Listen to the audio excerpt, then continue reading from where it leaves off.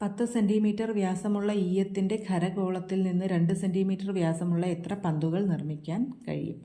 വ്യാസം എന്ന് പറഞ്ഞാൽ ഡയമീറ്ററാണ്. ഈയം അതായത് ലെഡ് ഒരു സ്ഫിയറിനെ പറ്റിയാണ് പറഞ്ഞിരിക്കുന്നത്.